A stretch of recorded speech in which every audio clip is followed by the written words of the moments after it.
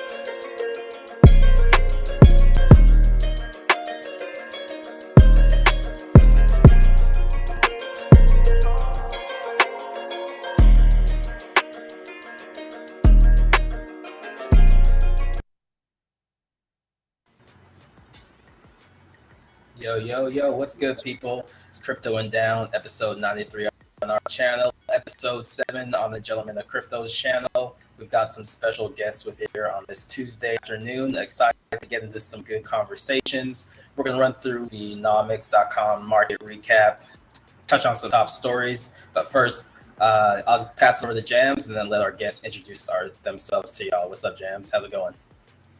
Yo. It's an honor to be back here on Crypto and Down, episode 93, episode 7 for the Gentlemen of Crypto. Shout out to the Crypto Rascals. Shout out to the Crypto Warriors. Today really is a special episode. We have Jesse from Liquid Loans. We have Hexastani Dylan from phiat.io. These are two special guests.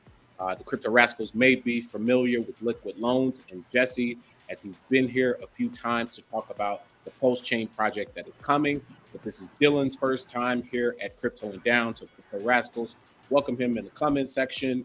We'd love to hear more about how you guys got into crypto and then what led you to being a part of these PulseChain products. Jesse, since we know you here, we will allow Dylan to introduce himself first. Please. Well, thanks, guys. Glad to be here. I've been in crypto since late 2017.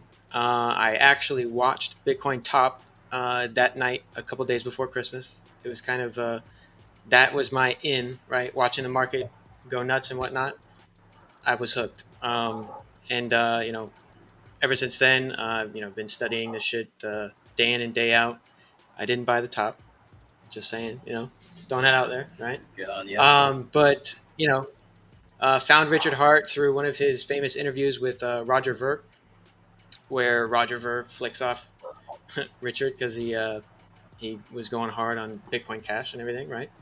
And then been in Hex since day one and everything. So, and now I'm here. Yeah. Nice. Well, yeah, glad you're here. Thanks for joining us. Jesse, let you introduce yourself a little bit before we get into the recap of the nomics.com prices. Yeah, so most people know me as like the head of growth and adoption for Liquid Loans. My role has evolved a little bit into an internet personality we call Just Ask Jesse, where I talk about all different sorts of stuff crypto. Sometimes controversial, sometimes educational, and still really heavily involved with Liquid Loans. There's a lot of work to do over there. Love it. Welcome both for to sure. the show. Yeah, we definitely enjoyed you being here. Yeah, go ahead, James. Absolutely. Welcome both to the show. And we won't delay because I know most of our audience members here are here to hear about the projects themselves. So, Asherelle, you know how we do at Crypto and Down. Let's get it, my brother.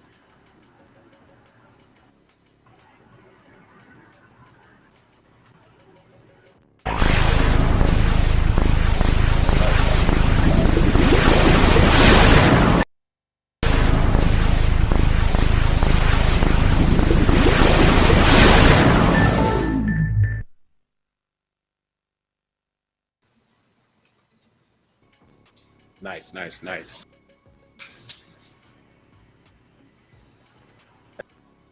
Bet. All right, y'all. Some computer issue lagging a little bit here, but let's talk about the top prices, top currencies by market cap. Brought to you by. Look at some top gainers for the day, and then get into the top 10 gems. Take it away. All right, what do you know? We're here on a Tuesday with a bunch or a couple of hexagons leading the market today. Our favorite coin here at Crypto and Down is Hex, just shy of 11%, up 10.9%.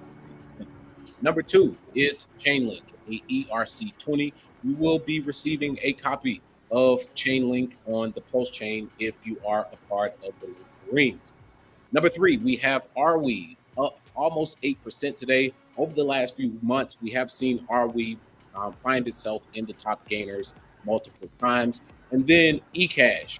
Ashrel, we know you're a fan of eCash. It is a proof of work coin that is made to continue peer-to-peer transactions, the original funding and goal of Bitcoin itself. Let's talk about our global market cap. We're down 0.5%, trading at $1.31 trillion, but we know we are in the midst of a bear market. So all-time highs have actually been closer to $3 trillion for a global market cap. So we're well below 50% of all-time high when it comes to global market cap. Global volume sitting at $271 billion today, up 25%. We like to see $225 billion in volume for us to state that we are in a healthy daily volume space. Bitcoin, the big boy on the block, is back above 30,000, trading at 31,244. But before I go any further, gentlemen, I'm going to put you on the spot here in our market recap. Is this a dead cat bounce for Bitcoin? Do you sense that we may be going further down, or is the bottom end? Either one of you jump in. Feel free to take that. Yeah, I don't think we're done going down. I think the little bit of volatility up and down we've seen over the past day is over some of the news of what's going on in Washington right now, which a lot of that's still unclear. You know, like that bill is not like completely passed. You know, so people are just speculating. You know, they read something they like in that bill, they're like, "Oh, I guess I'm going to go buy some more Bitcoin or whatever," right? So it's just temporary. I think the markets are still headed down. Yeah, I agree with Jesse. I think there's a lot more rate hikes left in the Fed's game plan. So I mean, at least 3.5 percentage points. So or hikes. So I think there's definitely still more liquidity to be pulled out of the entire economic system. So crypto will just naturally fall anyways.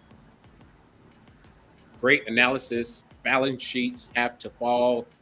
The Fed will definitely be hiking up by 50 basis points or 0.5%, as you stated. So very, very good takes there from both of you. That's why we state this isn't just a versus. These are two like-minded builders who are coming here on Crypto and Down to share their projects with us. Let's go ahead and round out the top 10. Ethereum trading at $1,820, well below that $2,000 mark, but up 3.36% today. We've been trading sideways in a downward accumulation period for a while. Will we see Bitcoin get below $1,500? It is possible, but if you've held Ethereum over the last year, you're down 27%. So it's a bear market, guys. Tether, what's important here is the market cap, trading at $72 billion. Dylan, Jesse, over the last few weeks after the collapse of Terra Luna, $10 billion was wiped off the Tether market cap.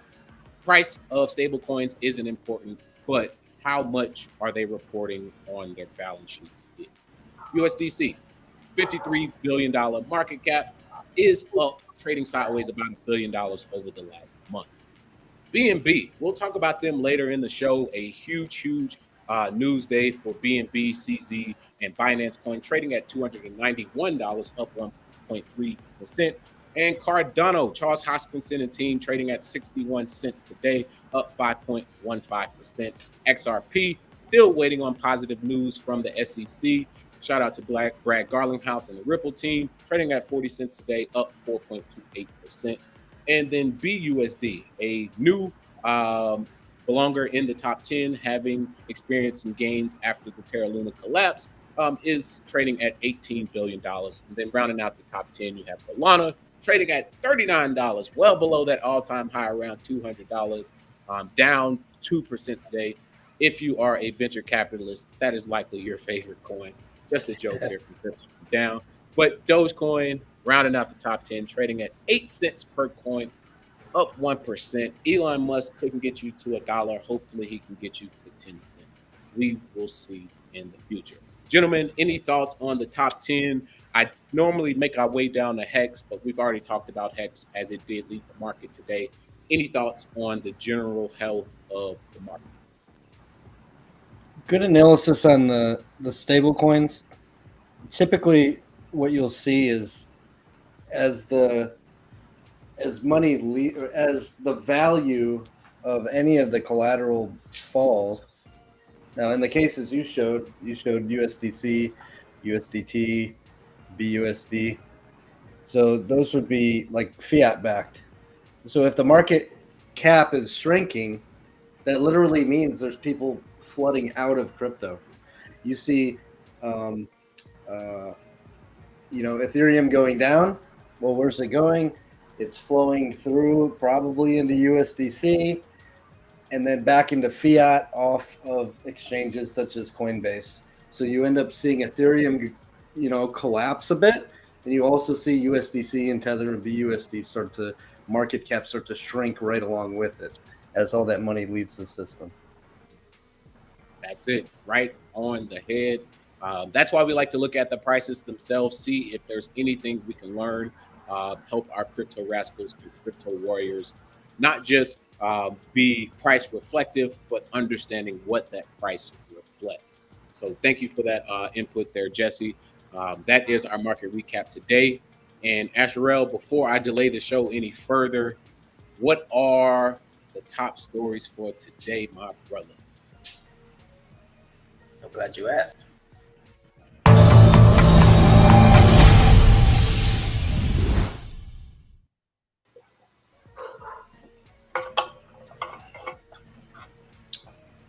I wanted to start us off. Let's start off here kind of talking about Binance. You touched on that a little bit earlier. We're going to get into SEC. Looks like they're targeting BNB IC for potential violations. So they say the launch of Binance Coin, BNB, will foster the world's largest crypto exchange. Today, it's getting a fresh look from U.S. regulators, according to Bloomberg. And this article is from Decrypt Ryan Ozawa. But like Binance is out of the SEC after their cryptocurrency exchange BNB token launched 5 years ago. Jams, kind of run us through. What do you think about this? Looks like talking about Jesse was talking about. Absolutely. There are many things that are affecting the crypto markets as a whole. One thing mentioned by Dylan is the Fed, the expectation of increase of interest rates. And that has definitely sent some shivers throughout the market. But then in addition, you have federal regulators, whether that be the SEC, the CFTC, positioning themselves to begin to regulate all crypto markets. One place where the SEC has started to begin their investigations is Binance. It should come as no surprise that Binance and CZ is a regular target for regulators because of their initial positions to state that they were going to remain as a decentralized entity. However, as they push to gain some compliance and licensing through the Middle East, as well as in France, they've now started to cow a little bit to regulators. And one way for you to get on the good side, if you are the biggest by far exchange, is to pay the piper. only way to do business in the United States, if you are too big to fail, is to pay the federal government. And I think this is the beginning of the writing on the wall where CZ will have to either play ball or allow FTX and Coinbase to continue to grow as they become more friendly with U.S. regulators. Gentlemen, what do you think about that? I think that you can kind of compare some of the beginnings of this industry to something like how Uber launched, right? And how Uber's business model took off, right? Because if they went the legal way and they talked to a bunch of regulators and they went through all the loopholes, they probably would still not be in business, right? So they took the risk. They went against the laws. They did ride sharing. They did, Uber Eats. Going around just, fuck it, pretty much, right? Yep. And it was very successful. And then they dealt with it after the fact. Once they got big enough and once people started noticing that things were going on, then they dealt with it after the fact. And here we are. Everybody knows what Uber is. A lot of people use Uber every day. It's very successful. And you could probably attribute the same thing with BNB, right? As it grows, then the SEC gets involved because they want a payout, right? And they use years to gather their evidence. So I think it's just par for the course, really. I think it's bound to happen if your project is successful, right? The SEC comes knocking anyways. So I mean, even Ethereum went through this shebang. So that's what I think about it. Let me add to what Dylan just said. I think the most successful businesses and cryptos and people are the ones that challenge the status quo, that don't just fall within the same grain as everybody else. It's true. Okay, now you could say there's challenges with that because there's so many regulations and so many these governments and regulators try to make everybody follow this really narrow path, and that's the only thing you could do. And really, there's no room for any innovation. But if you just challenge the status quo just a little bit, you typically get to the top and you set the new standards that everybody has to write new laws for. Yep. I love it because CZ and Binance have definitely been kind of that dark horse in the exchange space. If we look at Gemini and the Winklevoss twins, they've always been about trying to stay within the regulators' purview. FTX, Sam Bankman-Fried, has now, even with his recent investment into Robinhood, has to be in agreement with U.S. regulators as they try to grow. And then you have Coinbase, who has already went public through a IPO, who will definitely have to be in line with regulators. So CZ is in a unique spot. He's grown it to be the largest exchange in the world. Let's see how it ultimately plays out. Thank you both for your analysis and input there. Appreciate it. Yeah, I agree. It's kind of better just to go for it and then apologize later. Pay the fine. If you're worth billions, like that $5 million lawsuit that they're under, and then I'm sure the fines they have to pay will just be drops in the bucket. So I think, you're both right. It's just like if you have a good business plan, you can innovate, people flock to you, and you bring in a bunch of capital, you just got to pay off the gay, and, you become the new after a while. So, all right. One more right here. This kind of touches along the lines of what everyone flows of crypto. Pardon my slow today.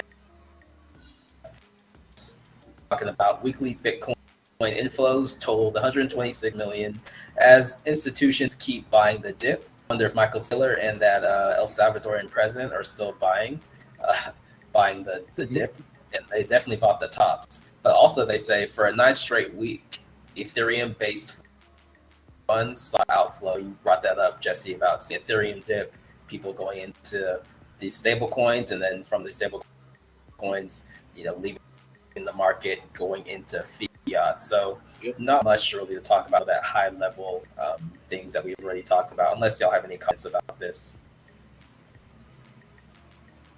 I just find it funny that they say that they're buying the dip, but the price keeps going down. right? So, like, you could pull up another article that would say the exact opposite, that people are, selling or whatever. So, And that's one thing I thought is very interesting is that they're speaking about large wallets, so wallets that hold more than 10,000 Bitcoin apiece, and those wallets have grown over the last few weeks. However, the smaller wallets have steadily decreased. So maybe, as they say, the smart money knows something that the retail investors don't at this point. But as most of us with our ears as opposed to the crypto ground know, is that we're in a bear market, and typically you should be accumulating near the bottom or at the bottom. It's not always possible. We don't know where the bottom actually is, but that may be the game that some of these institutional 10,000 or more Bitcoin wallets are playing. We don't know, but the future shall tell us. Nothing we can say here is financial advice. The two brothers saying things publicly that we otherwise say to each other privately. Gentlemen, we brought you here into the crypto and down arena to allow you to introduce your projects to the crypto rascals. We've delayed it for 21 minutes. It's time to take your gloves off, put your mouthpieces in, and really, really sell the story of phiat.io and liquid loans. We'll both give you 5 minutes apiece to introduce. And then I know there are some specific topics you want to talk about. And then, Jesse, as you know, we have a few questions prepared towards the end. So we did not flip a coin or ask you to choose who would go first. So, Liquid Loans, I think you kicked off your sacrifice first. Am I correct? Mhm. All right, so you get to go first. Phiat.io, you were the second man to the table. So we will hear about Phiat.io second. Jesse, floor is yours, bro. all right. So for the people listening that don't know, you have to imagine this thing called liquid loans. It's a stablecoin factory where you create your own stablecoins. Every stablecoin that's made is fully backed, fully redeemable, because every person that makes them puts in more value worth of pulse backing their own stablecoins that they create. Okay, so it's simple. You put in some pulse, say a certain dollar value. You mint less dollar value than that in stablecoin. Now you're free to go do whatever you want with those stablecoins. What's interesting is if your collateral value goes up, well, that's yours. You get to keep all that excess value. You can withdraw that excess pulse. You can mint additional stablecoin off of that pulse.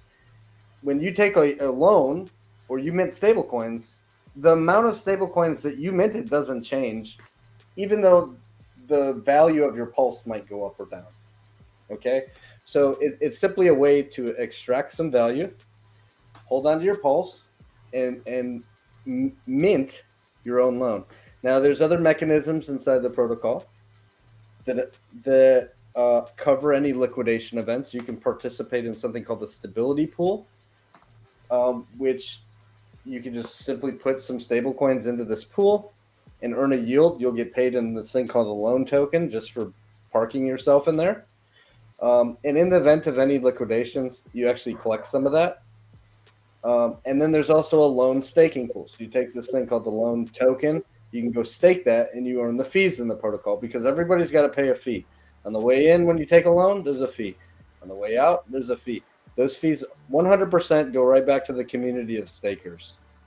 So that's the whole protocol. I think a little bit later we'll talk about like what liquidations look like, because they're not as scary as people like first think when they hear the word liquidation. And also, like what is collateral?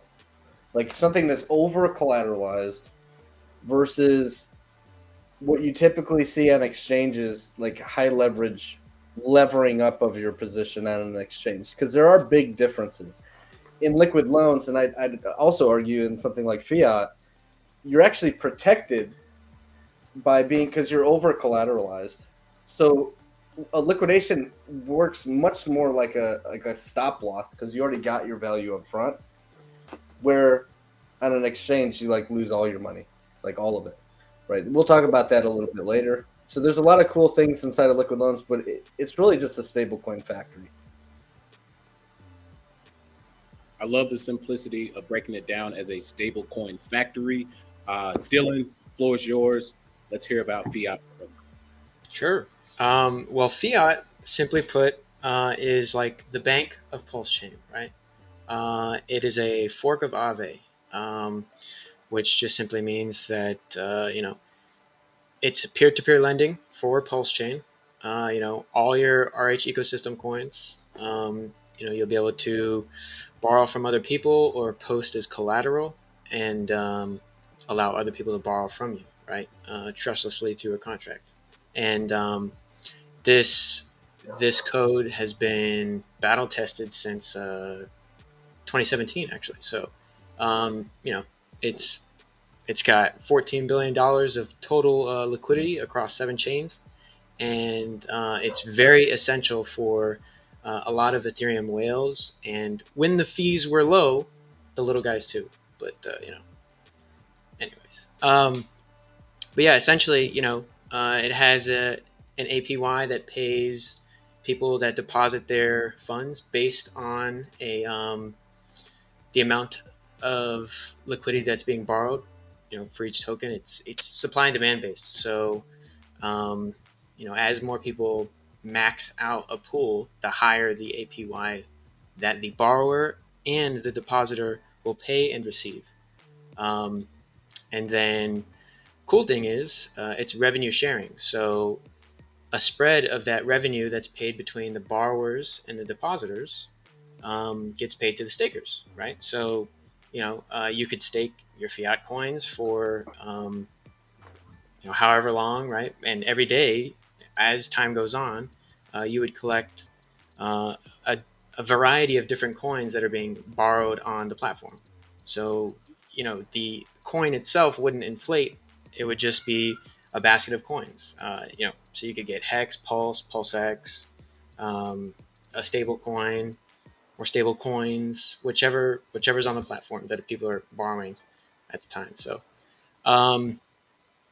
yeah, I mean, it's not much harder than that, right? And like Jesse was saying earlier, this stuff, say there's okay, so this was created mostly for large hexagons, right, and people that are big holders of Pulse and PulseX, and because right now for people that hold Hex, the only way to extract value out of Hex is to sell it on market. That's the only way, unfortunately, right? So this tool hopefully will be used by large Hex holders to take out loans for whatever they need to do IRL. Not collateralize it to the max amount or borrow against it at the max amount or anything like that, but to create some sort of cash flow so that they can do things IRL, whatever, taking a loan out to start a business, to get some capital funding, whatever it may be, right? Instant loans for big players for whatever they need to do, so free up some cash flow and not have to sell their assets, come pay it back shortly thereafter, and benefit without having to sell their stuff. That's essentially what it's for. It's really important. See, what you are going to end up seeing in a lot of protocols going forward, as more and more people, such as fiat, liquid loans, PulseX, Richards, realize that there is real value in being able to put something into a contract and get something else that you can go sell instead. Yep. Relieve the sell pressure of the thing that, like, essentially could just give you a passive income of some sort. Whether that's tokens you put into a lending protocol like fiat, or it's your Pulse that you can put into liquid loans, or it's your loan tokens you can just stake and then never sell those because you're getting other stuff. Like, it's an amazing, absolutely amazing system to be able to hold something that you literally don't have to sell because you get other stuff that you can go swap and sell and do whatever you want with. And typically that other thing you get, depending on where you get it, could be considered a loan or some sort of yield. Depends on where you get it from, but oftentimes it comes in the form of a loan, and there's tax advantages to that. You definitely anticipated my next question before we get into collateral versus leverage, is that there are certain tax implications if you are a U.S.-based citizen on the implications of holding an asset and borrowing against that asset versus selling. Of course, there are short-term, long-term capital gains implications.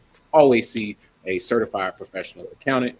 We're not here to provide accounting advice, but there are implications in collateralizing versus selling. And then something you said, Jesse, that came to my mind before we get into the next topic is, man, it's complementary to the Hex environment. Richard Hart has to notice that it's great to get hexagons to lock up their Hex or burn their Hex for 15 plus years. It prevents them from being able to sell, but there will be times in those hexagons or new Poseidon's lives where they will need to sell in the 15 years. Maybe they want to buy a car. Maybe there's a life event. They want to purchase a ring. Not only can they not access that burned Hex without incurring a penalty, but they're currently without liquid loans or fiat isn't a way for them to borrow against those precious assets without incurring a tax penalty. So this is two projects that are complementary to the Richard Hart ecosystem, not in that stand up against, but actually help and aid hexagons in a profound way. So can you now move into the main topic, Jesse, the one item that you mentioned, collateral versus leverage? And if there's anyone else you want to go, feel free. Let me touch on this question Seymour asks. He asks about the draft copy of SIL 22619, and it requires all exchanges and stablecoin providers to be registered entities. Liquid loans. Who is the stablecoin provider? You are. You literally mint and create your own smart contract with its own, your own smart contract attached to your own wallet. You did it. So I guess you have to register yourself, right? Which is never going to happen, right? It's an immutable smart contract application. There is no entity that gives you the coin, holding fiat, backing them for you. You are backing your own loan, and it's unstoppable. You see this elsewhere. You see this with DAI. You see this with liquidity. You see this with a couple stable coins over on ETH. So that particular bill, there is nothing that can be done to stop liquid loans. Yeah, I mean, it's a decentralized application, right? So, how are you going to enforce this law? How are you going to enforce saying that every wallet is a broker, right? Like they're trying to do in Europe.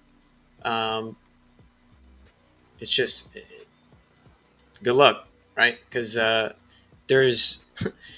it's like trying to stop Tor from happening, or trying to stop just the internet in general from being able to operate freely, right? There's always a way to get around your ISP, unless they just turn your internet off, right?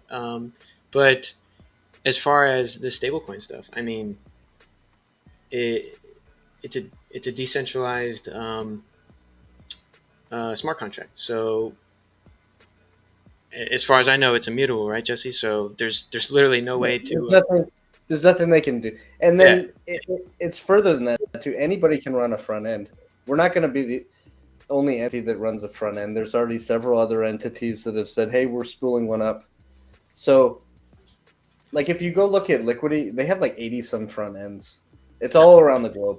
So even if a government said, hey, we don't like you, we don't like your decentralized thing, we're going to contact your ISP or, wherever your website is hosted and stop it. It doesn't matter. There's so many others that are running the same thing on the blockchain. It'll just continue to function.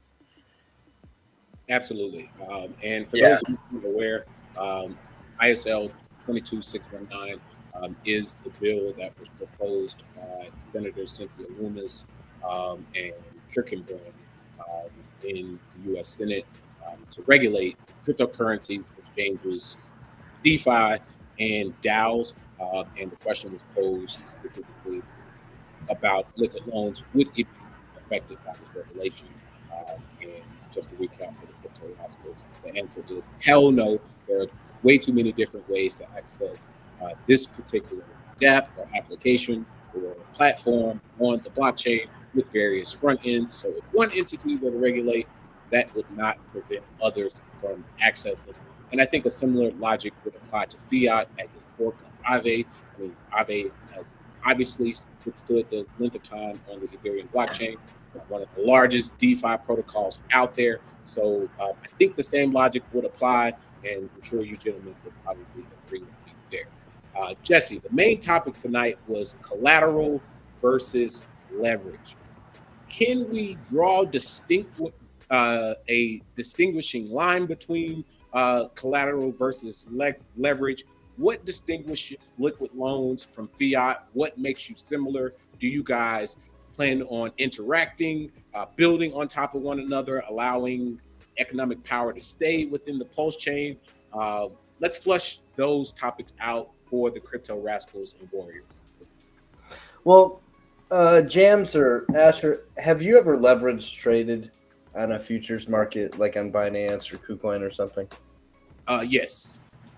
You got that little box where you can check, 5x, or you get the slider, right? You can go 5x, 100, 10x, 50x, and the more you go to the right, the more dangerous it gets. And what's actually happening when you do that? Let's say you put in $100, and you're gonna do a 10x leverage, right? So the exchange holds your $100. They give you $1,000 to trade with. Now you don't get to leave the platform with that $1,000, right? Because they just instantly lose. It doesn't work that way. It's not like, oh, here's my $100. Thanks for giving me $1,000, and then you transfer that to your MetaMask wallet, and then you go about your way and never pay them back. That's not how that works. So they don't let you leave with that play money that they give you, that leveraged up. So you go and you start trying to trade on that with their $1,000. But if the price moves too hard against you, they take both the $1,000 that you're playing with and the $100 that you gave them to hold. Okay, and you literally lost all your money. Now it gets more and more dangerous the more you move that slider. So if you're 100x leveraged, I think the price only needs to move against you like 1%. So you're like, ooh, I think this Bitcoin's going to go up. And then it just ticks down. There's a wick of like 1% down. You just lost all your money. Okay, so you lose your money. You can literally lose your money in seconds and have nothing to show for it. So that's what most people think of when they hear the word leverage. They think, I'm going to lose all my money because that's what I've been told. That's what the exchanges do to me, because it's ingrained in our heads. Exchanges are dangerous. And that's what leverage is. You're leveraging up your position. But there's a different type of leverage, and it's just being over collateralized. It's quite a bit different. So with over collateralization, what you're doing is it's more like a HELOC, a home equity line of credit. You have something of value. In this case, we'll call it a CLOC, crypto equity line of credit. So you have something of value. You have some Pulse coins. Let's say you've got $10,000 for the Pulse coin, and you say, well, I'd like a $2,000 loan. And you put in as much collateral as you want, as long as you put in more than $2,000, right? So you can put in $2,200, you can put in $2,500, you can put in $5,000, you can put in $10,000, and the more you put in, the more buffer you have in some price action before any any liquidation. So let's talk about what a liquidation looks like in an over collateralized, just as I described, where you put in PulseCoin, Yep. and you mint some stable coins. You got $2,000 worth of stable coins, but you put in $10,000 worth of Pulse. Okay. Now Pulse goes down in value. Pulse goes down to $8,000. Guess what? You still don't lose anything. You're watching the markets. Pulse goes down. Your Pulse that you put in the vault is worth $5,000. No problem. Now you still have choices. You can still withdraw all that excess Pulse over $2,200 because your loan was only $2,000. Or you can mint additional stablecoin, but you choose to do nothing. You just watch the markets and you say, it's not going to go down that far. Okay, the market does a big dive. Now your Pulse that you put in that was initially worth $10,000 is now only worth $3,000. You're like, oh man, I've only got $1,000 worth of buffer. And then it tanks more, and it goes down to $500 worth of Pulse. But at the level that you already took the loan, the $2,000, that's where you got liquidated. It was a stop loss. You have all your money up front. If you had never taken the loan to begin with, and all you were doing was holding $10,000 worth of Pulse and just watching the markets, you still would have had only $500 worth of Pulse because you just did nothing. You're just watching it. Just watching the red candles go down and down and down. But because you took a over-collateralized position, you took some sort of collateralized position, and you got yourself some money up front, you got that $2,000 up front. It's literally like a stop loss. It just protected you. And it's a stop loss that you can change at any point. You could have minted additional stable coins. You could have topped up your collateral. You could have done whatever you want. Now, inversely, Pulse could have done the exact opposite. Pulse, your $10,000 worth of Pulse might have gone down to 8, but then it could have skyrocketed up to $100,000 worth of Pulse. It could have done a 10x. And what you don't still have at the front, you'd still have a $2,000 loan, but you'd have $100,000 worth of Pulse that you could do whatever you want with. You could have withdrawn all that. You can mint additional stable coins off of that. But if that $100,000 worth of Pulse falls all the way down to that $2,000, guess what? It's going to trigger what looks like a stop loss because you already got that money up front. It's very, very different than the first description that I gave you on something like KuCoin with leverage trading. Now, fiat's similar, and I'll let Hexasani, you could get loans over there, and it's the same thing. You got to put something in to get something out. Go ahead. Yeah, exactly.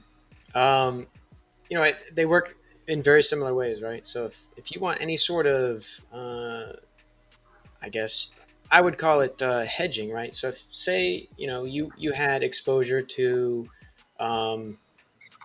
Pulse, right? But you wanted exposure to PulseX. Okay, well, you could go and, or let's say you had PulseX, but you didn't have Pulse, okay? Because a lot of people are in this situation because they sacrificed for PulseX instead of Pulse. They missed Pulse, right?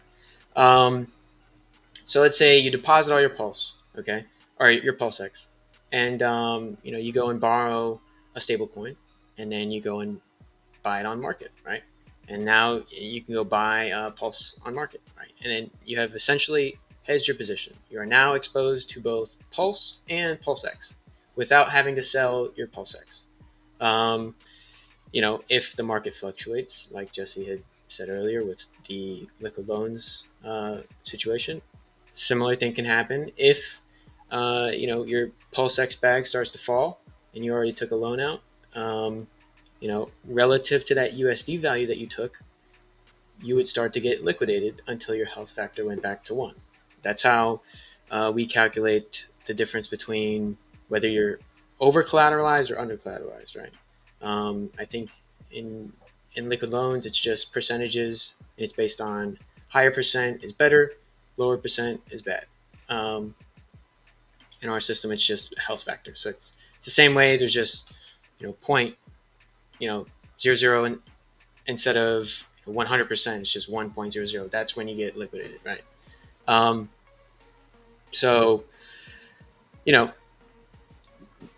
What's special about fiat is you can actually use leverage.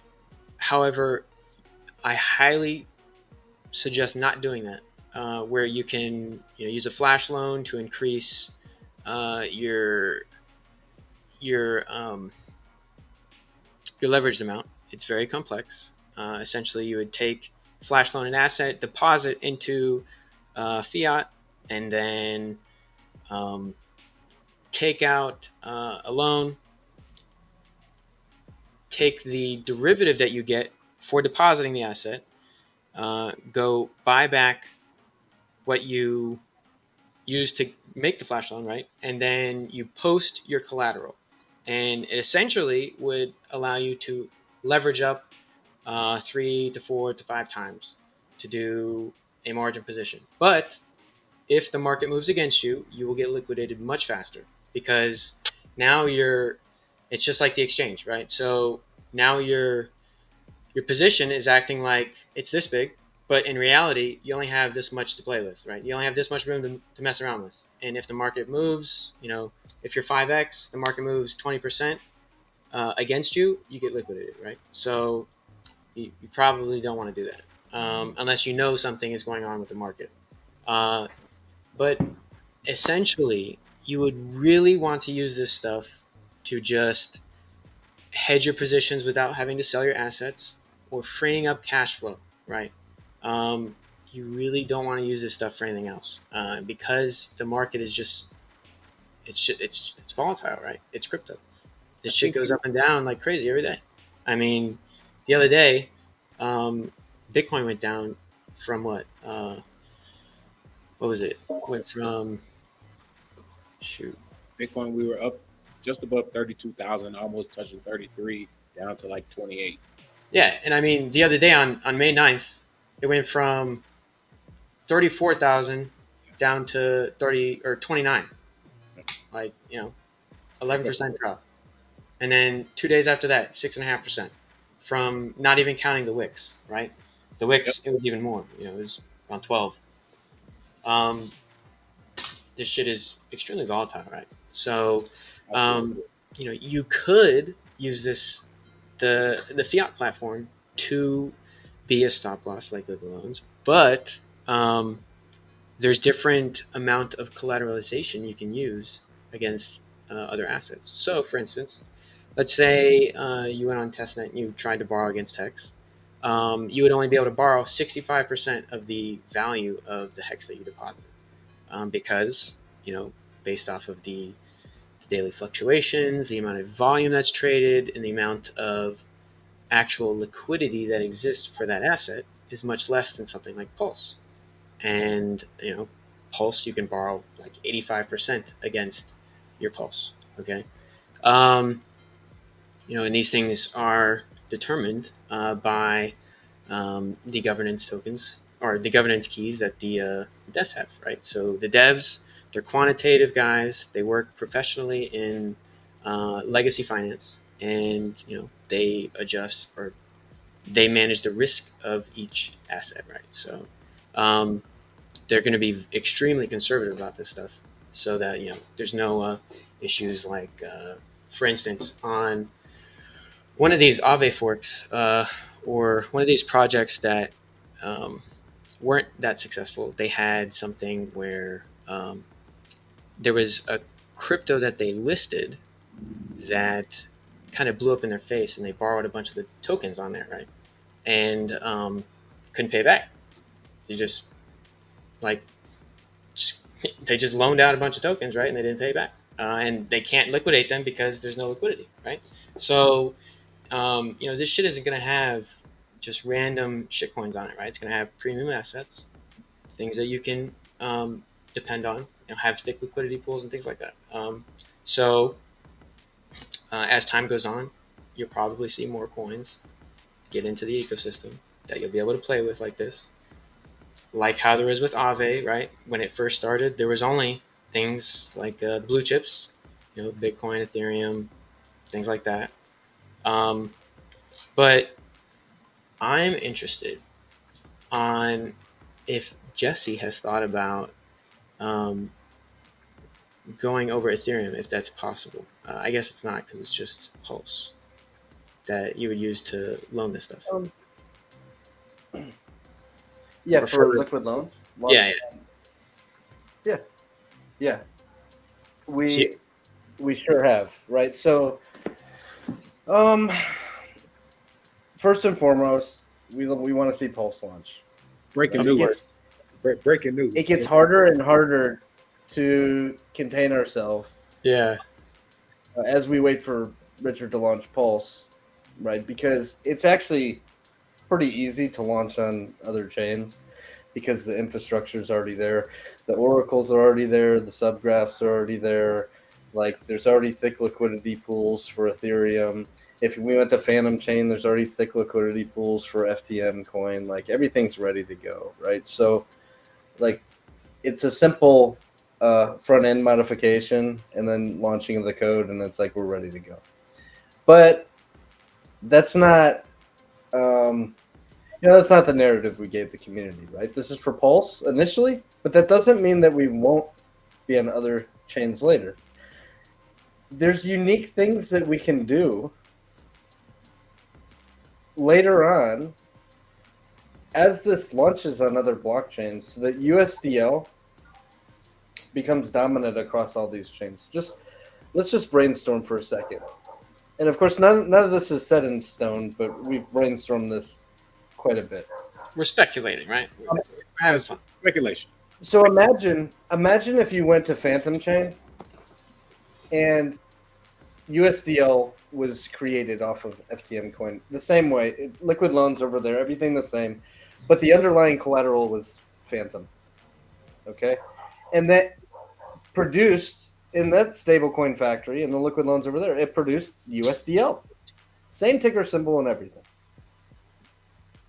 Now imagine you went to AVAX chain, same thing. Whoa, wait, liquid loans is over here, and the underlying collateral over here, you can put AVAX into a contract and you can mint USDL.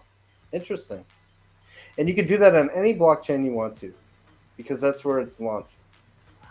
Now, let's say you wanted to bridge from one chain to another. It's very, very simple, because now you have USDL on AVAX chain, and you say, well, I want to go over to PulseChain. The bridge contract just holds your AVAX version of USDL and spits out at you your Pulse version of USDL. And if any of these chains ever failed or had a catastrophic collapse or something, like Solana likes to shut down all the time, it isolates that chain from all the rest of the chains. But from a user perspective of jumping from chain to chain to chain with USDL, it just simply feels like you can literally go anywhere with USDL. Okay, so across blockchain networks, yeah, with a possible end goal for the liquid loans. Yeah, so that's just one example. Of course, a few fiat off and on ramps along the way as well. And then what you just did is you created what we would hope would be like the world's greatest autonomous stablecoin system. It's interesting, and give me that fixed percent of over collateralization. It is again, is it 200%, or what is the percent of? No. So you have to have a minimum of 110%. That's what it is. Excuse me. Of the value of what you're minting in Pulse. So 110%. You have to be over by just 10%. Gotcha. That's it. That and is. Ideally, you want to put in a lot more than that, I guess. There are use cases where you would actually go down that low. If you're a big protocol and you're just trying to mint a bunch of stable coins real quickly, and if you were to try and do the same thing by doing swaps on PulseX, you're going to eat 10% slippage anyway. Well, alternatively, you could just come into liquid loans and then just eat that 10% through a liquidation instead. And it actually benefits the ecosystem a little bit differently. So there are use cases for being under collateralized. There's use cases for being under collateralized if you're using it like a stop loss. But typically, the whole idea is, listen, this is a brand new blockchain. Pulse is likely to be much more valuable several years from now than it is now. So go ahead and over collateralize yourself. Take a small loan as necessary for whatever you want to do. Go yield, earn yield with your stablecoin somewhere. Or if you'd like the USDL for other things, living expenses or whatever, that's cool too. But over collateralize yourself typically, so that you can keep your Pulse coin. Because as they go up in value, remember you get to keep all that extra value. Absolutely. And that was the purpose of my question. Just kind of want to draw that distinction that the minimum amount of over collateralization is 110%. Right. I do have to answer this guy. Hexmania. Yeah, no. Let's get it. While I contain myself a little bit. You're fine. So liquid loans is the next Luna. Is false. So and Vitalik talked about this in depth just like last week. There's a number of stable coins, UST that was included, that are what's called under collateralized or fractionally reserved. The way stable coins hold a peg. Now I can go on about this for a long time, but listen, all stable coins lose peg, all of them. You got the floor, man. As you trade any two assets in crypto, you have a pool that you trade. You put this thing in, you get this one. You put this thing in, you get this one, right? So the important thing for a stable coin is that there's always people that are willing to buy the price back up. So as people dump USDC, the price falls to 97 cents, okay? Along comes an arbitrage guy, and he buys the price back up to $1 because he knows that he just got 97 cent USDC that he can send to Coinbase, and Coinbase is going to give him $1 of fiat for it. That's the arbitrage event. That's the redemption. You see that with Maker protocol with DAI. Every single DAI is fully backed by either Ethereum or USDC in the Maker protocol. You see this with Liquidity, where every single LUSD is fully backed by Ethereum. And you see that, you're going to see that with USDL. Not only is every single USDL fully backed and immediately redeemable inside the protocol, but you're completely false. It is not a Luna copy and paste at all. Get out of here, dude. You're trolling. Can I add something on here real quick with you, Jesse? Luna had a protocol on top of it that would mint stable coins at a 20% APY no matter what. It was a Ponzi scheme, okay? The Anchor protocol used to mint UST 20% APY no matter what. With nothing backing it. Backing it. Nope, nothing. And that never stopped. Yeah, so here's what happens, okay? In Liquidity or in liquid loans, every single stable coin is fully backed. Not only is it fully backed, you've got all these people with their pulse in the vaults at minimum 110% collateral, but you're going to end up seeing probably 300, 400, 500% collateral. So not only is it fully backed, it's 5 times the backing for every single USDL that's ever minted. Completely inverse of what Luna had, where UST, there was way more UST and nothing backing any of it. So that leads to what's called a bank run, where people start cashing out their UST, and there's nothing they can cash it out for. What they can cash it out for just gets smaller and smaller and smaller. So everyone just starts dumping because they're like, oh crap, it's going to zero. And it's the spiral of death. And the stablecoin goes to nothing because there's nothing backing it. That is literally impossible with USDC, with DAI, and with liquid loans and Liquidity. It's impossible. Every single stablecoin is 100%, more than 100%. I'd say 500-600% collateralized. There's backing for every single one of them. If everybody wanted to cash out at the same exact time through redemption, they could. And I want to add something as well. We're great, man. People might not understand this, but what happened with Luna was they enabled unlimited printing of Luna, which was the backing of the actual stablecoin, they allowed unlimited. Literally, Do Kwon went on Twitter and said, "We're going to allow unlimited printing for Luna to try and repeg the stablecoin." Okay, and and so and so basically, it went from 300 million Luna coins the week before it crashed to 7 trillion Luna a week later.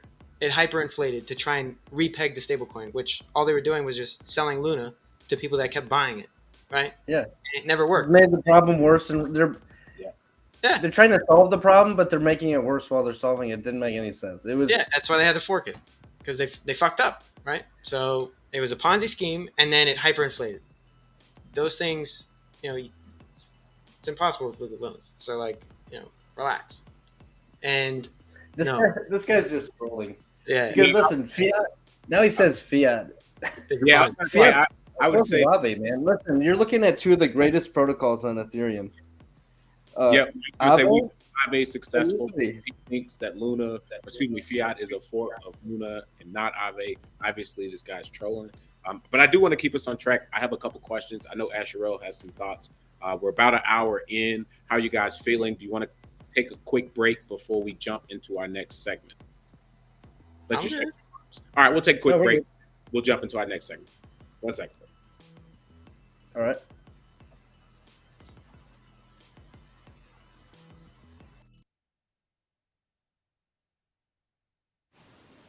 Hit the like button. Hit the like button. 2,000 likes, 3,000 likes. Hit the like button. Hit the like button. I like you like it. I know you like watching. Hit the like button. Hit the like button. But your deck will smack your head.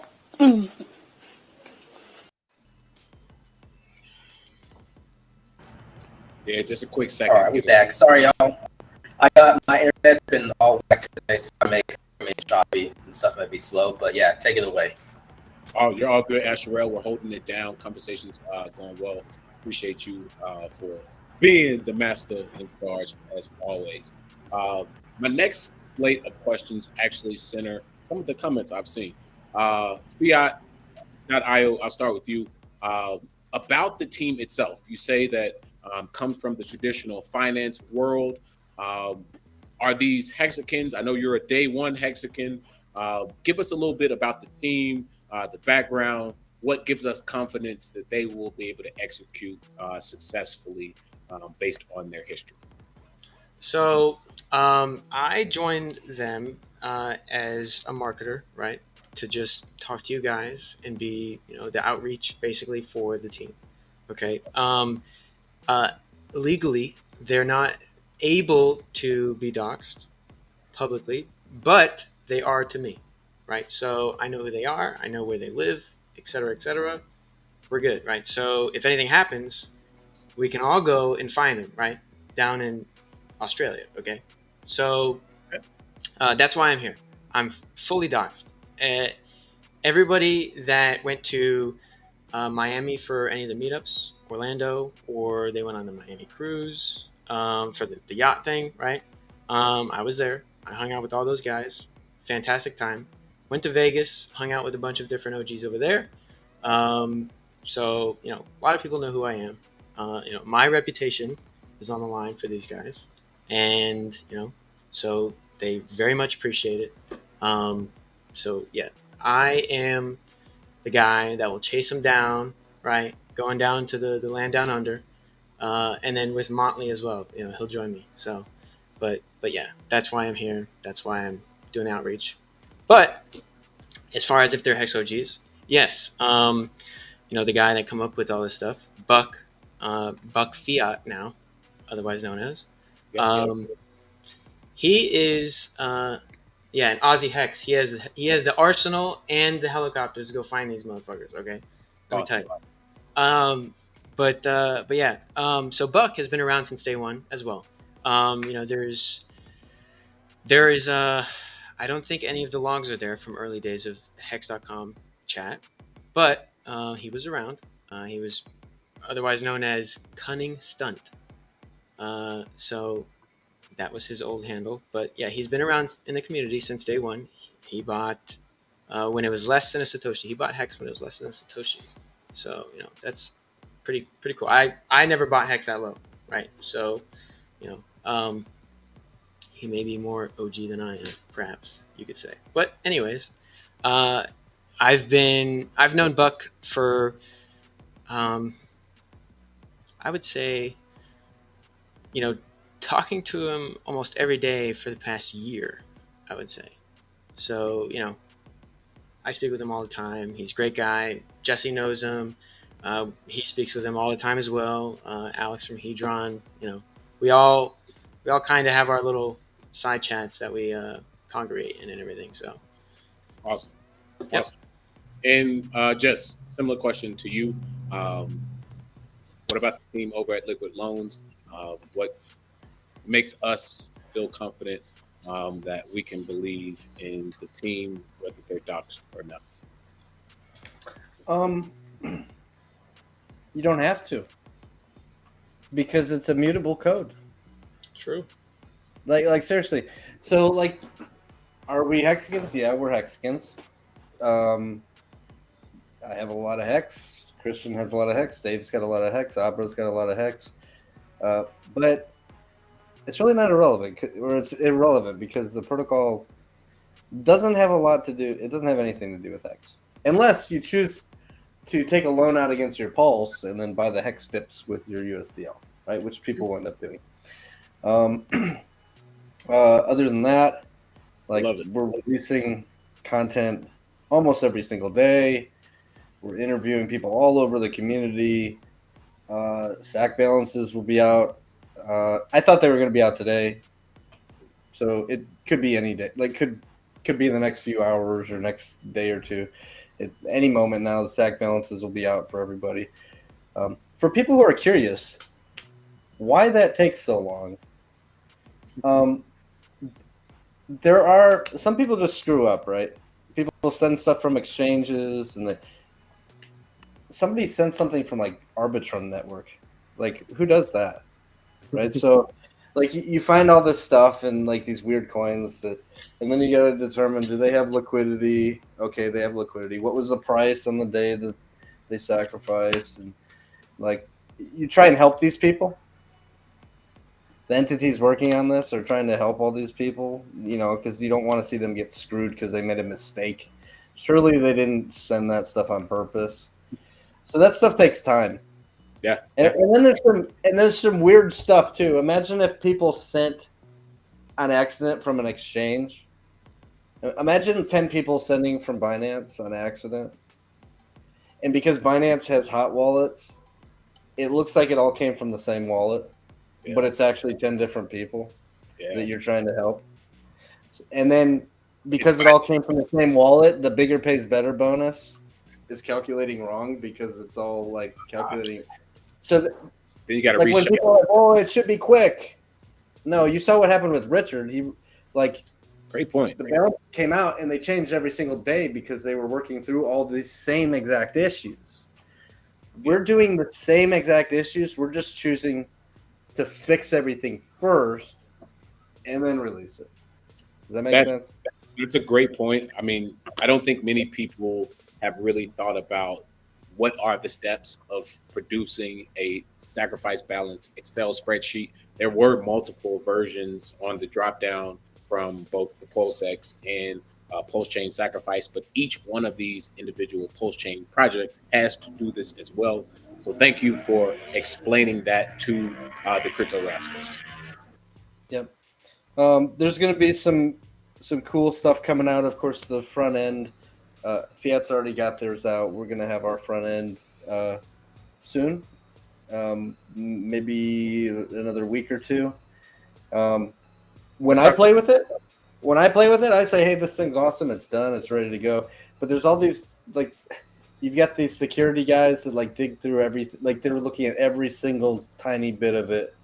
The user experience I felt feels amazing, right? So people just be patient. It's going to be cool. And then there's some other announcements coming. Some essential things that PulseChain needs, we'll be bringing to PulseChain. So, Awesome. But I was to answer your question, though, to go all the way back, do you have to trust us? No, you have to trust the code. Yeah, no, and that's a great point. We have to trust the code. My next question, which you kind of led towards, same to you, Dylan, is timing. Texas Stunning, what are you guys planning? Of course, we have to wait for the PulseChain, 2 weeks, 2 months, 2 weeks, 2 months. But are you thinking about an immediate launch after the PulseChain, or are you going to wait to see how price and the chain itself functions? I'm sure you spent a lot of time on the test net, and the team has as well. But what about launching on mainnet? What are those goals looking like? You know, we anticipate it being very volatile for a couple of weeks, right? So the platform will probably not launch right away. We anticipate a lot of up and down. We really don't want anything to happen to the platform during that period. So we'd rather just wait, right? Be safe and just wait. However, you'll be able to claim your fiat coins if you sacrificed, probably as soon as we're aware that mainnet is live. So once it goes live, you'll probably be able to go to the website, claim your coins, and go trade them on PulseX, right? Or go buy them, whichever. That's some alpha right there for the crypto rascals. Let me just repeat that for those who didn't hear.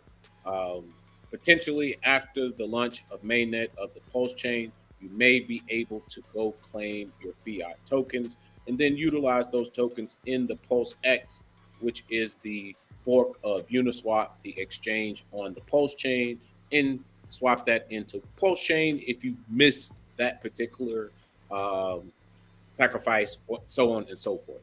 That's great information to know. Same question to you, Jesse. What's the timeline looking like for the liquid loan launch of the code itself? Are you going to wait till the waters settle some, or are you jumping out into the deep in day 1 or 2?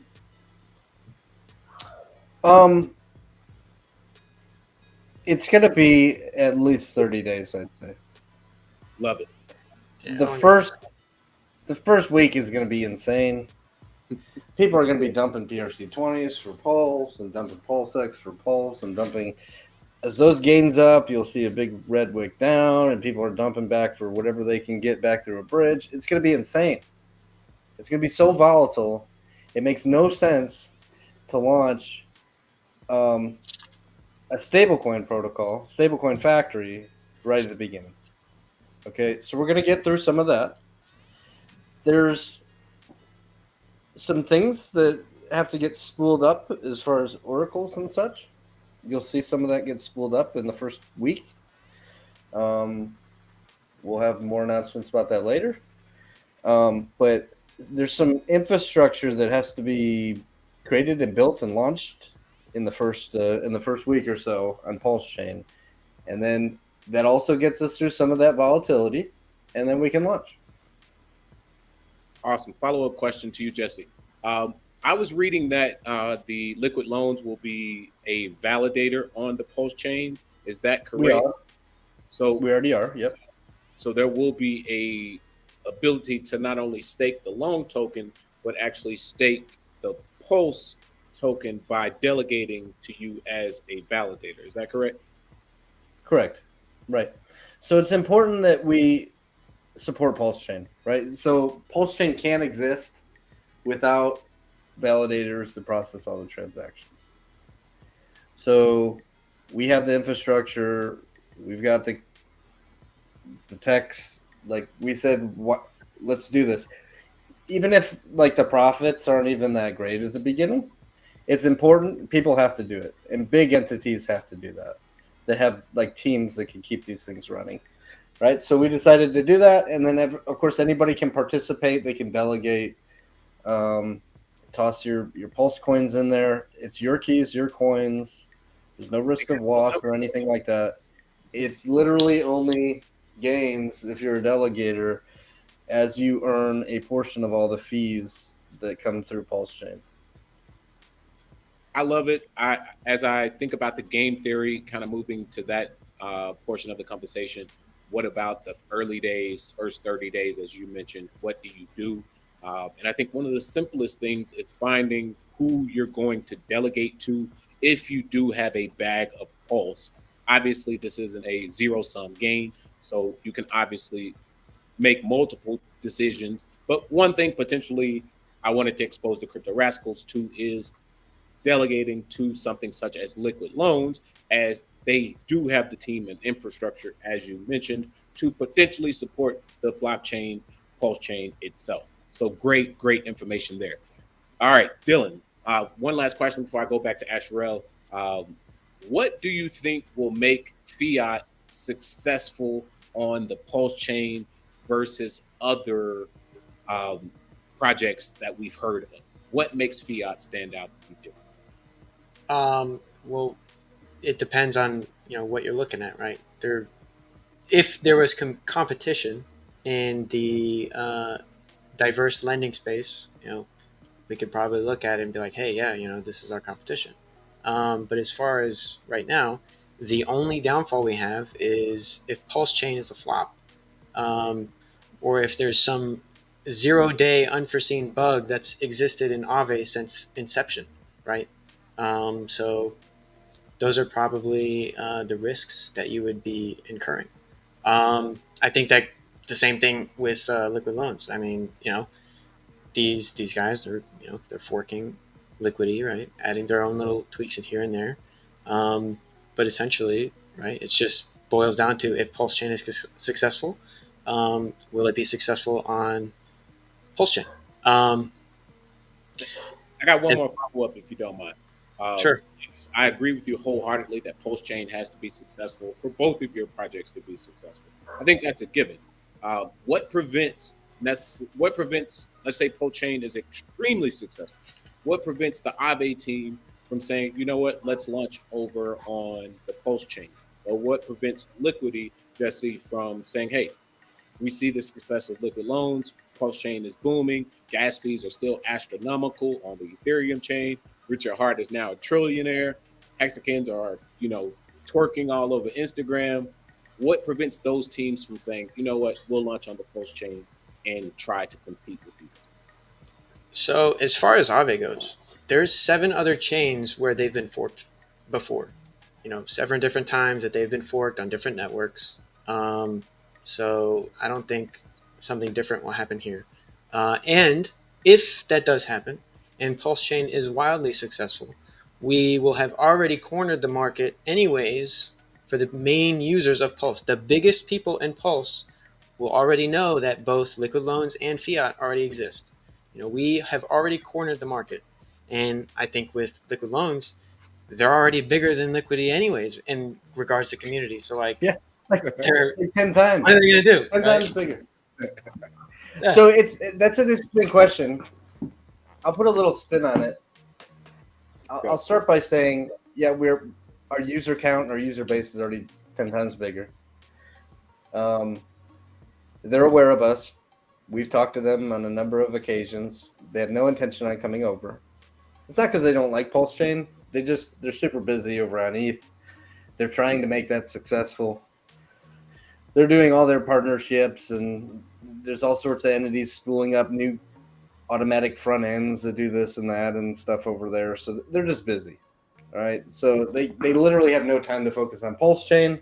They're more than happy that we forked it because that's why he created it the way he did. To be forkable, anybody can run the code wherever they want, right? So that's what we did.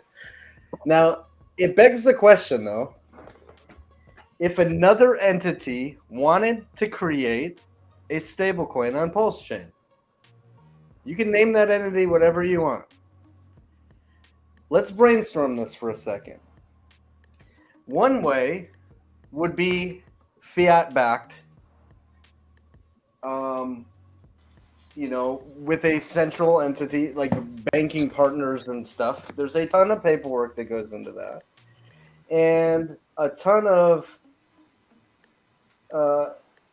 political kiss-assing that has to be done to get in good enough with these banking entities where they're willing to back these things, unless you just want to front all the money yourself. So you have to ask yourself, is another entity going to create a fiat-backed stablecoin? And while they certainly have the possibility, it also goes against a lot of the narratives of centralization that we've heard for years and years, right? Get away from things that the government can control and shut down, and counterparty risk, and so on and so forth. Okay. So let's just pretend that doesn't happen. What are the alternatives? Well, you could fork Maker. Maker's interesting. We know that Richard likes Maker. He's a fan of DAI, although it has governance built in, and Circle has put a ton of USDs. First off, Circle has the most of the governance votes now, and there's like USDC as collateral in addition to ETH. Circle literally controls DAI now. It's still centralized, and there's only one front end. And that front end can and does get shut down if necessary. It is not, and 6-hour liquidations. So it's not instant settlement. Like there actually could be a catastrophic failure if liquidations didn't clear the auction house prior to being able to back the DAI. Like there are some issues here and there with Maker. Those issues were all looked at by Liquidity. That's why they created Liquidity. So the alternative would be this entity forks Liquidity, which doesn't make any sense at all because it's immutable. The biggest entity on PulseChain owns 95% of the coins. True. For them to go and create their own Liquidity, it already exists. It's called Liquid Loans. It's completely immutable. And if you want to own that protocol, you already own all the Pulse coins. Why wouldn't you just mint yourself using the same immutable code that you would have forked yourself? So it literally doesn't make sense for an entity to create their own.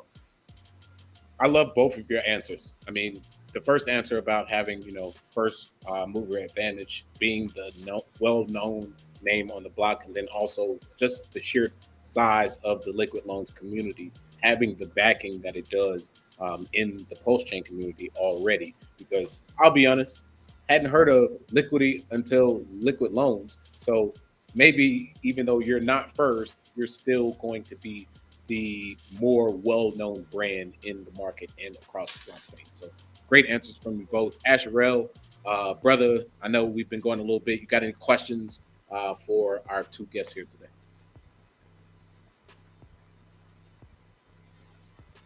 No questions. I see in the chat someone said fiat and liquid loans will fail because DeFi will be regulated soon. I just want to say we kind of talked about that at the beginning as far as, it's immutable code, multiple front ends for these different projects that you can hook up to. So, and it's kind of hard, I just want to say, for the government to keep up with the innovation that's going on in the DeFi space. So they're already years behind. And by the time they craft these laws, try to hire the people to enforcement, I don't think they can keep up. So I'm interested to see, because I think the government is going to try to do something, but they just won't be able to keep up with the coders and the people who are kind of innovating and kind of breaking things and making it a little bit, I guess, easier for us to do things in a decentralized fashion. Agreed. I do see one question from Muhammad Nasir Arshadi. He says, would there be any incentives for staking to the liquid loans validator node? Well, you already get incentives, right? So you stake and you get paid in Pulse. True. The question becomes, do we want additional people? Like, let's say the fees that people are collecting are so small that it just sucks to delegate. Yeah.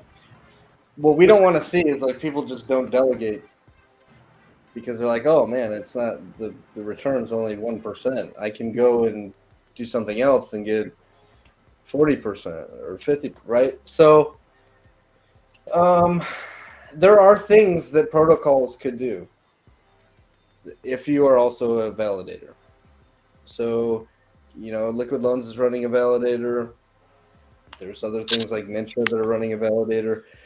Any one of us could choose to pay out an additional sum of our own native coin just as an additional incentive to entice people to come use our validator and reward people a little bit additional. And it does help support the network if we were to do that. I'm not saying that we're going to do that. None of that is like set in stone, but it certainly is a possibility. Great answer there. I agree with Brendan Hudswell. He says, Jesse, you are a champ. Shout out to Don Montoya and KG, the Internet Money team. Big supporters here of us at Crypto and Down. They definitely come through and kick it. If you hadn't heard about Internet Money, check them out as well. Usually we do get into some down, but this was a pretty robust conversation going through your two projects. Asherelle, did you have any down for us? Want to make sure we give Dylan and Jesse one more chance to give us any other alpha that we need before we go. KG, nothing but the Rocky Mountains finest. So I'll let you break that down for yourself. Gentlemen, anything else? Let me add one thing, because you've got another troll out there, but I want to make it clear to the non-trolls. He says DeFi isn't real after regulation. It's dead. It's a bubble. Governments can certainly go after things like Celsius that are centralized DeFi, where they hold the keys, they have their banking licenses, and they have they're literally able to be controlled by the government, and they're the ones doing the investment into DeFi, right? The governments can go after those guys and shut them down. Celsius is at real risk of things like the government shutting them down. When it comes to things like Maker Protocol or Liquidity or even Hex, you classify Hex the same way. Yeah. It is literally impossible to stop these things on the blockchain. These are tokens that, there is no control over these things except you and the code and your own wallet, you interacting with this stuff. It's impossible to stop, man.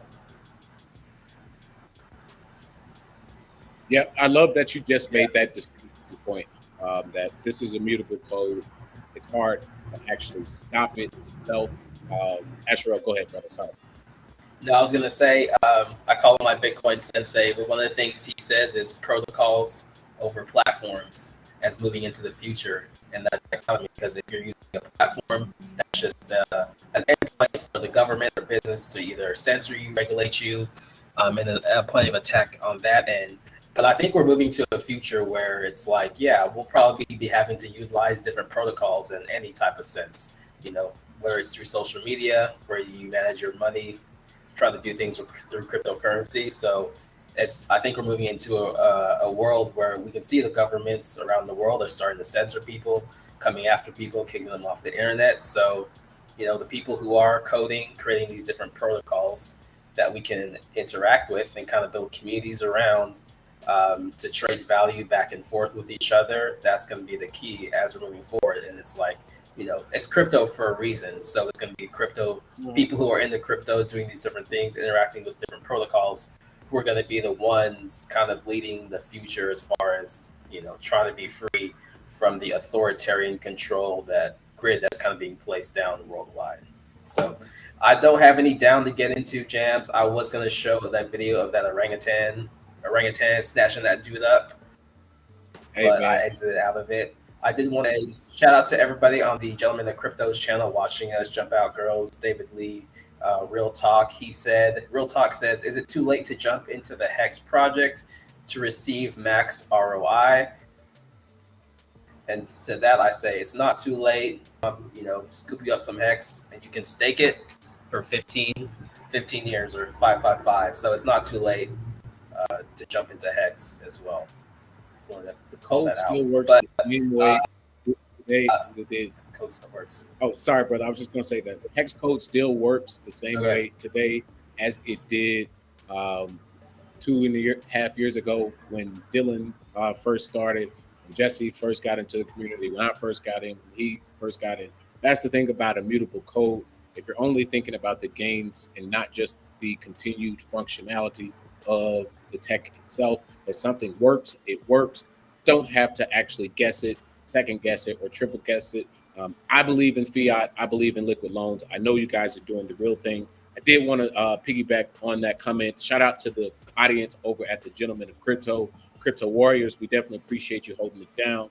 Check out the Jump Out Girls, all their tips on the Fold app, how to stack sats, make sure you're stacking BTC. And then David Lee as well says great interview. So thank you both for being here.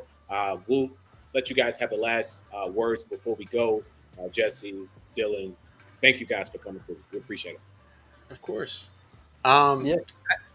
I just wanted to add on the DeFi stuff, right?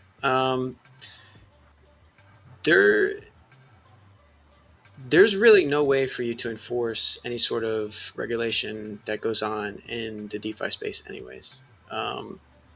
There's no real clear answer. There is, however, an incentive for the government to regulate it so that it exists and it coexists, you could say, with the current financial markets, right? To legitimize it and to extract value out of it in some sort of way. It's much less likely for them to just try and outright ban things. That makes no sense. That's like destroying a section of revenue that they could instead extract value out of. There's no reason for them to do that. They would lose their competitive edge against the global markets. They would stifle growth in their country, so people have to outsource or leave, including their economic power, right? It's a really stupid move, geopolitically speaking. So what you could probably expect is clearer regulation and clearer guidance for people that would probably use that to actually invest into this stuff, right? Or to buy it or use it or however they see fit. The points at which this stuff is really banned, fringe cases where the government has gone full tyrannical mode, and in those cases, it's pretty correlated to their currency going to shit, right? They hyperinflate, their economy essentially collapses, and then they pretty much ban everything: gold, dollars, euro, crypto. If they find out you have it, they come and take it. Like in Venezuela, if they find out you have cash in your house, they come in the middle of the night and they take your cash. Simply put, that doesn't change, right? So in those situations, the common denominator is their currency has collapsed, and the government finds it necessary to take all of your stuff because it's for the greater good, right? So if America went into that road, maybe you would see this type of regulation that you see in these tyrannical governments, right?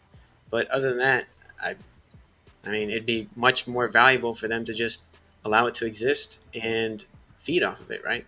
It's just another revenue stream. So, it makes no sense for them to just stifle it with regulation. That's why we have checks and balances. So there's also another side to the coin that they have to deliberate over, essentially. So, I mean, this imaginary horribles is just what it is, imaginary, right? So, should be fine. Yeah. I'm not even... This guy, Limon, he's been, like, trolling liquid loans, like, since the beginning. Like, he's just a wreck pleb. He's going to get left behind. Wait, All this stuff is cutting-edge blockchain technology. wait. So does he? I was gonna say because we haven't seen him before, so he must be like actually following every stream where he sees like liquid loans. He's like, "Hey man, gotta go do my." I have no idea what he invests in or like what he participates in blockchain, but who cares? All good, right? I just want to hear Dylan say "never selling" just once. Maybe one day, right? Maybe one day. Correct. Yeah. Well, that's one thing that you guys may not agree on is never selling. But I think 110% minimum over collateralization versus a fluctuating 65 to 85% borrowing against what you have deposited is a good distinguishing factor. But this was a lively conversation, pros. Truly a honor to have you both here. After the PulseChain launches, we need to have you both back, see how both projects are doing, get an update for the Crypto Warriors and Crypto Rascals. Just keep the momentum going. PulseChain ecosystem will be successful. Crypto and Down will be here to support it. Asherel, I'm good, bro. What you got? All right, yeah, we'll have you back when PulseChain launches in September or November. No, 2024. See, that's my timeline. 2024. Okay. Damn. I hope not. Shit. I hope not. Yeah. No, definitely by the end of this year. Hopefully.